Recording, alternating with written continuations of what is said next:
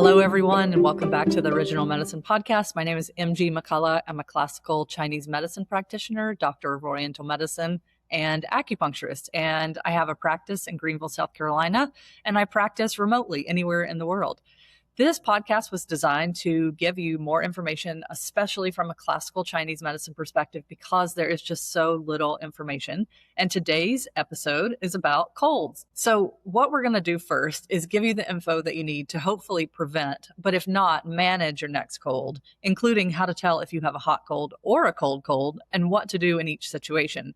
I also want to share about the connection between managing colds and developing chronic disease later in life, since this isn't something that we often talk about in modern biology or pathophysiology. It's not really a connection that's made in the modern era. So we can look to classical Chinese medicine to understand these connections so that we can treat them differently and avoid long-term illness. Before you go through another cold and flu season, I hope you'll have a listen to this episode where I'm sharing Chinese medicine knowledge to help you increase your chances of being well. It's so interesting to me that acupuncture education spends so much time on colds, the treatment of colds, because in practice, we really do not focus on this. If you look at the information that is out there on social media, whether that be YouTube or Instagram or people talking about how they treat and what they treat on their websites, it's really interesting to see that there's very little information about treating colds, because most people in the modern era think that this is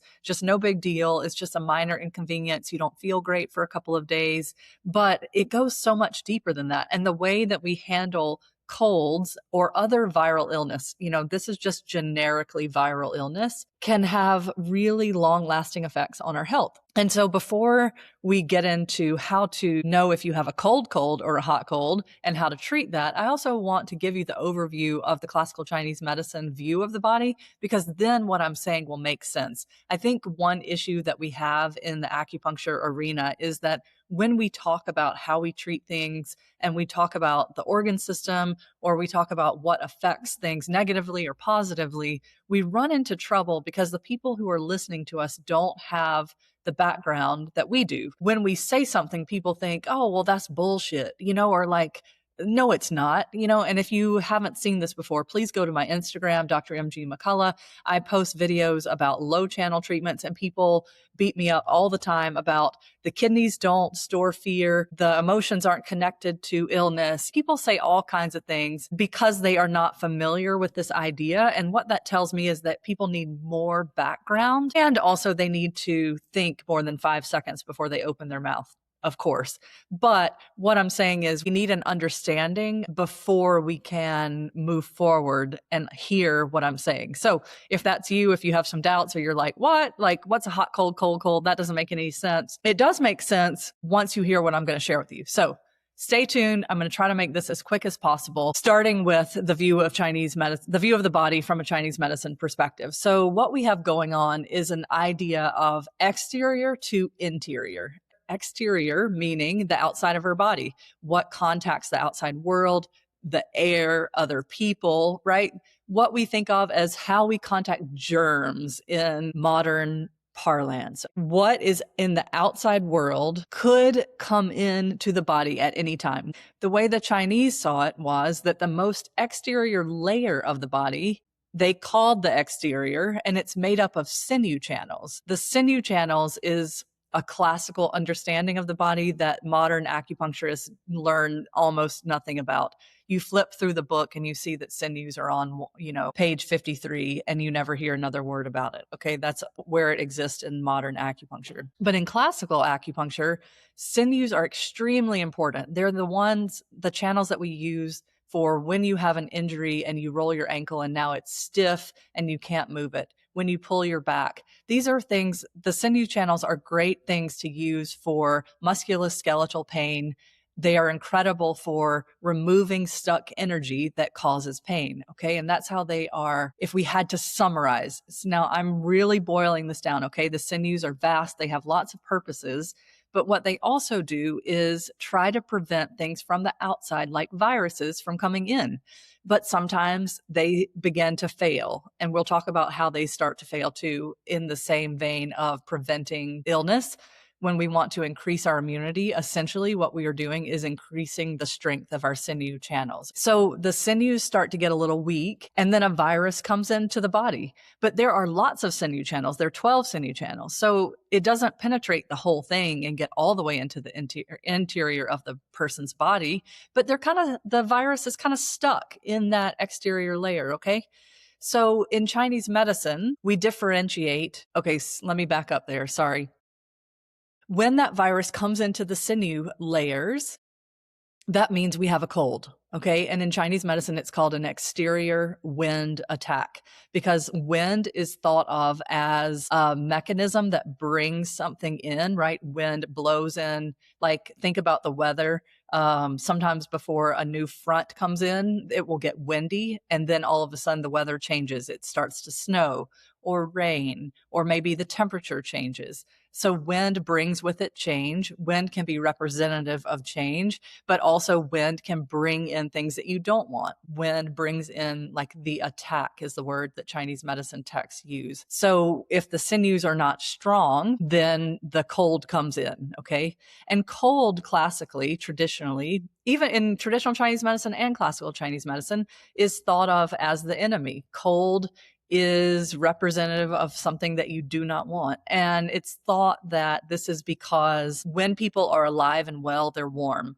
If you are out for a hike, let's say, and you come across like a small dead animal, is that animal going to be cold or hot? Of course, it's going to be cold because it's dead. Its blood is not flowing through its body anymore. The body function is not keeping the animal warm anymore because it's now deceased. Okay, so from a very basic standpoint, this is where the idea that cold is not good for the body. You can listen to a previous episode, watch a previous episode if you're on YouTube, where I talk about the dangers of cold plunge. There's just nothing in thousands of years of history that tells us that making ourselves intentionally cold is good for the body. And in fact, classical Chinese medicine is all about keeping the body warm so that cold, we call a viral illness often a cold, so that cold doesn't come in and penetrate the sinew layers.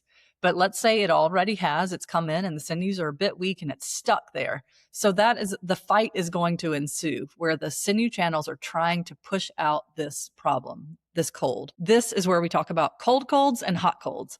So let's say that you start to not feel well when you're at work during the day. Like your shoulders, like your traps and your neck kind of get feeling a little bit tight. Maybe you just feel even maybe a little achy and you actually feel slightly cold. No one else in your office is cold, but you're kind of putting on your scarf, an extra jacket or something, or drinking a hot drink. Maybe you start to feel a little bit like that your nose is running.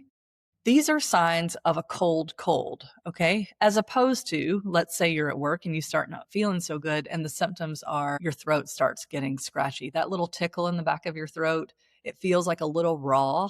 That is a sign of a hot cold. Maybe you also feel hot because maybe it's going quicker than it could, but you're starting to develop a fever. A fever is an absolute sign of a hot cold, okay?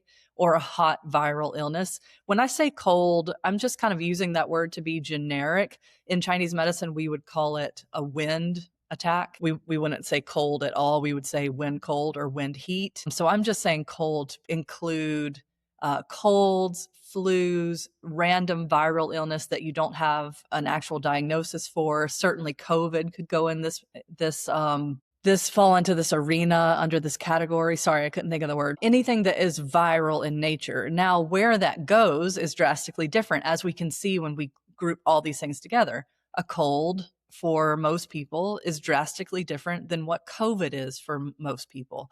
Now, there are a lot of factors that influence that. COVID is a newer virus, whereas most colds have been around. They're not quite as severe usually, but we know that some people have very minor COVID symptoms. It's not a big deal for them. Some people have extreme cold symptoms. They've been to the doctor, they've been tested for all the serious things, and nothing comes up, but they still feel like garbage. They're laid out for 7 to 10 days. That's what I mean. We're talking like viral illness kind of stuff here. So back to the cold and hot cold. When we have a cold, we would want to treat this with warmth. So the classical formula in herbs I'm talking about that we would take for cold would be guizhotong. And guizhotong is cinnamon twig formula is the translation of the golden flower formula, which is a company that makes herbs that I use. I think it's far better than other random stuff that you might find elsewhere, but that's just my opinion. I think they're the cleanest and purest and most concentrated, so you get more bang for your buck as well. But anyhow, that's another discussion for another time. Okay. So the point is that we have a cold that's come into the body. We need to treat it with warm things. So we would bundle up, we would get warm. We might also take a hot bath, right? And we also would make a warm tea. Now, you may be saying to yourself, well, I don't have guizhotong at home. One, you can get it. Call me up. We'll talk about it. If you have an acupuncturist, talk to your acupuncturist about getting this to have at home. I recommend it. I think it's a good idea because I don't think it's a complicated formula, does not have contraindications. You wouldn't want to take it in the case of a heat presentation. That's the only contraindication. So if you have a cold, meaning you don't have a sore throat, you are feeling cold, you might be starting to have like a little bit of an achy body, you're fatigued, you might have kind of a drippy, runny nose. Those are all signs of cold.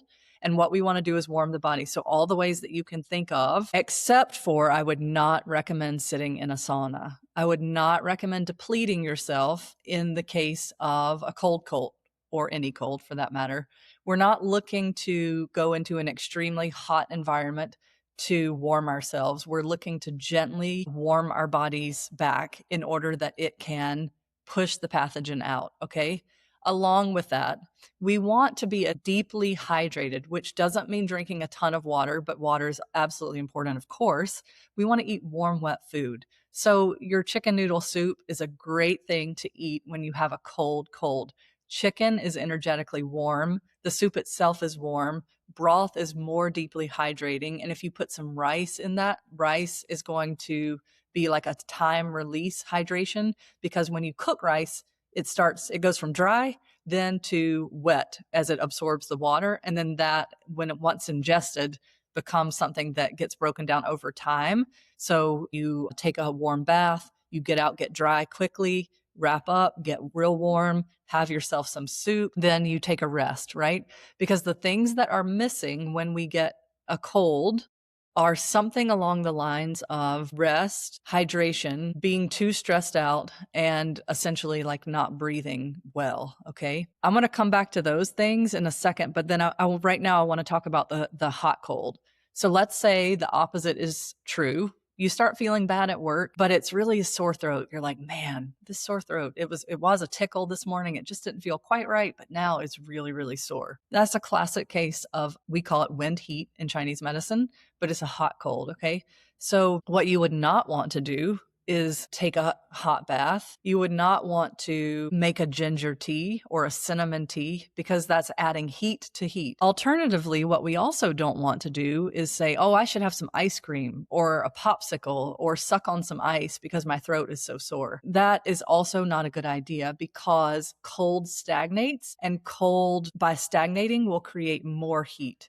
So we want to stick to the same principles of deeply hydrating ourselves and resting, because when we rest, we rebuild our energy. When we deeply hydrate, that is obviously hydrating. The reason these two things are important is because the energy is coming from the kidneys, and the kidneys are what is responsible for using its energy to push out that cold pathogen. Sorry, that's jargon for the cold itself, whether it's a cold or a hot cold. The virus gets pushed out by having enough energy and by being hydrated. And then also, if you're relaxed enough, if you're super stressed out, the energy of the liver constricts that pathway. And so things cannot move out as we want them to. So being really stressed, which then also affects the liver. We all notice this when we're feeling stressed, we don't breathe as deeply. We don't take time to breathe. And then when we sit down for a minute and we take 5 deep breaths, we feel increasingly better simply because we have taken a few deep breaths. Okay. So taking some deep breaths, taking the time to rest, and deeply hydrating is going to support you. And this may sound kind of like, well, yeah, everybody knows, MG, that you need to rest and like hydrate when you're sick.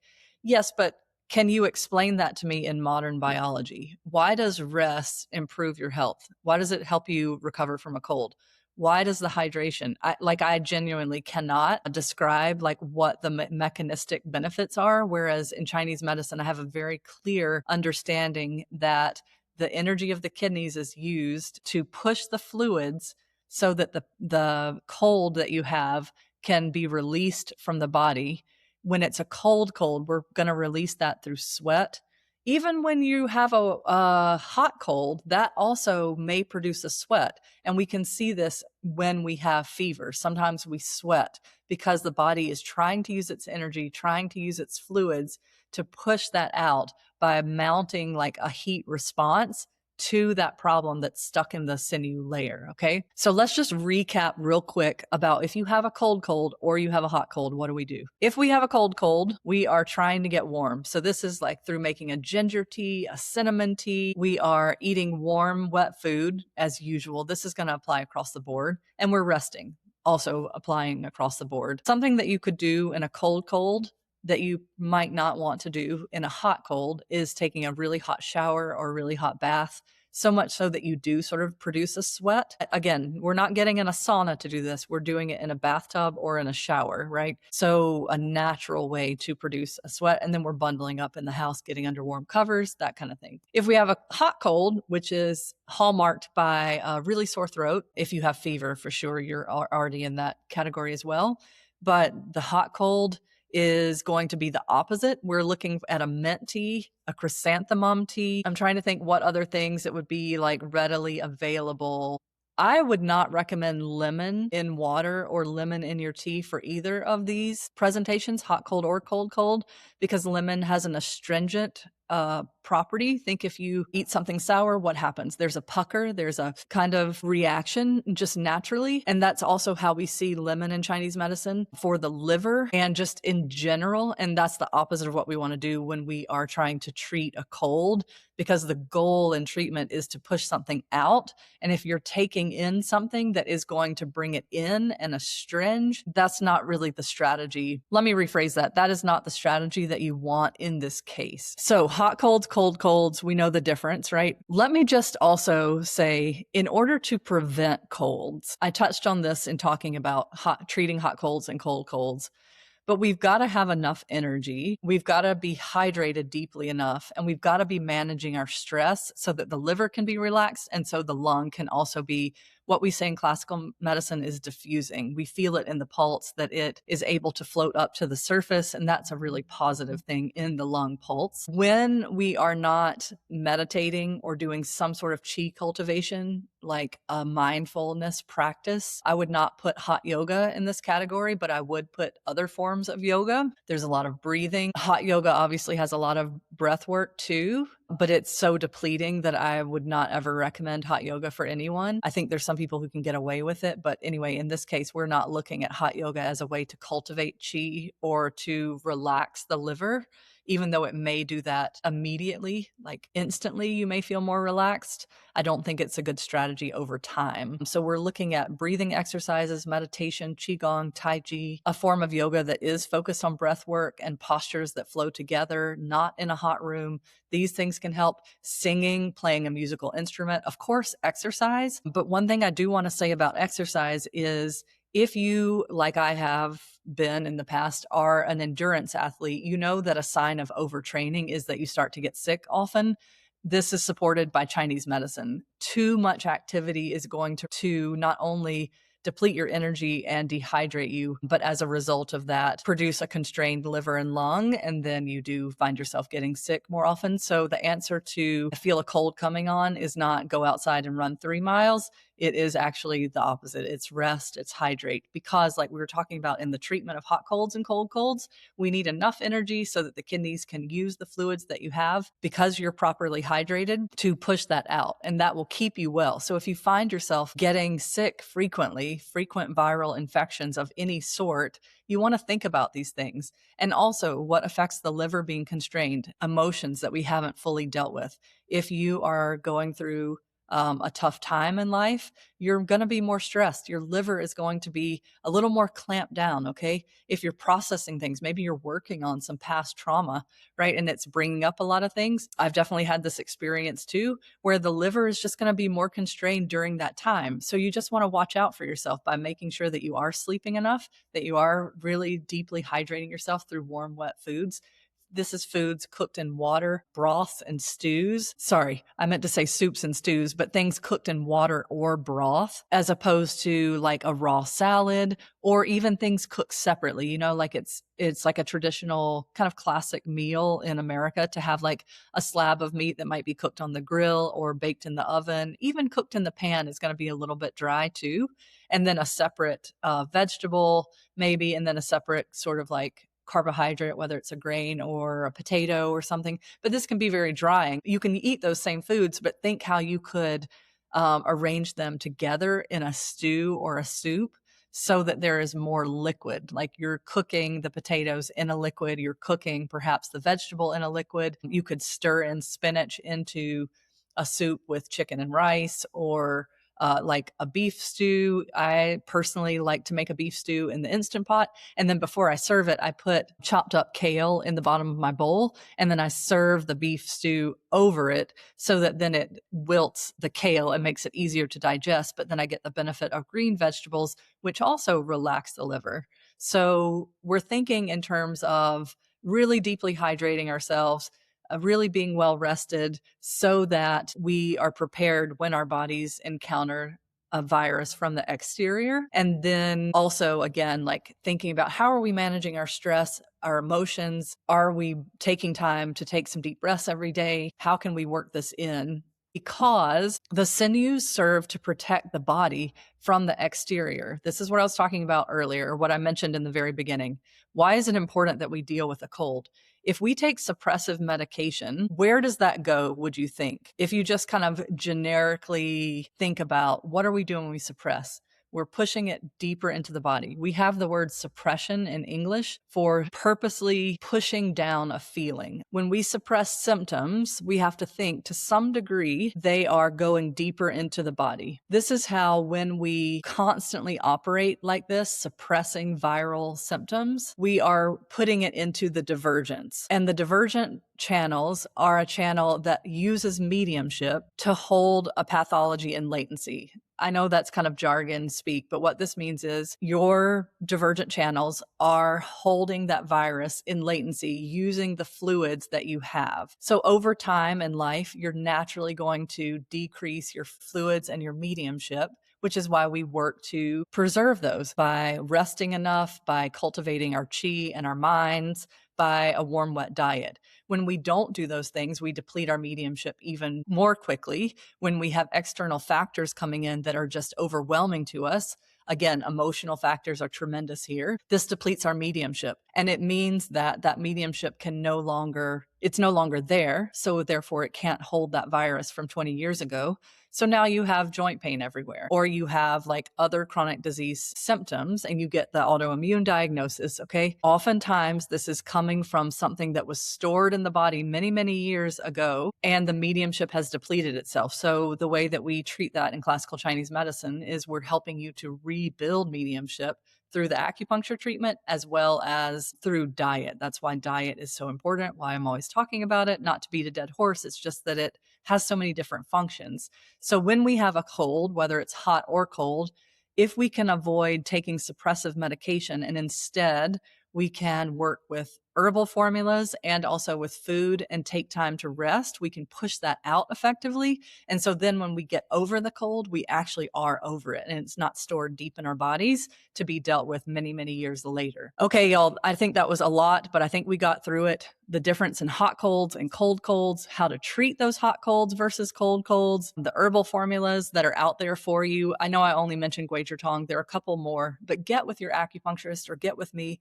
I feel that these are very safe to use formulas that I'm happy for you to have on hand. Some people disagree with me, and that's certainly fine, but I think these are very simple and much safer than somebody going to Walgreens and buying like NyQuil and suppressing their symptoms just so they can get a good night's sleep. I don't disagree that sometimes that is necessary, but I think that's people's first go instead of working to support their bodies in pushing out the virus. And I would rather people have all the tools to do that. So I hope you learned something in this episode. Again, this is a labor of love podcast. I genuinely love teaching people about Chinese medicine because it has so much wisdom and it's not like out there in the culture. It's only if you have maybe been a martial artist, about Asian medicines, or obviously if you're an acupuncturist, but everyone else is like, it's information asymmetry, right? Like the public does not have this knowledge. And I think that's such a shame because there's so many ways that they could use it to help themselves and support themselves, like in times where they're well, like they can stay well. When they do get sick, what do we do? Like I mentioned before, we have a sore throat. That doesn't mean that we have a popsicle. When our kids have a sore throat, we don't give them a popsicle to help with that because it's actually the opposite. And even my kid knows that when she starts to get a runny nose and then simultaneously wants to eat ice cream, we're like, that's not a good idea, right? And she just knows that now. Like we can eat ice cream, but we're not going to eat ice cream at a time where we have a cough or we have a runny nose. And these things are invaluable for people to know. So that's what this podcast is about. I really, really hope that you are learning something, that you're enjoying it. If you have questions, please reach out, connect with me on Instagram. That's probably the easiest. But if you could give me a like or a rating or a share, whether you're listening to this on Spotify or on YouTube or Apple, I really appreciate the support and you sharing it with someone that you think could also benefit from this. So until next time, thanks for listening today.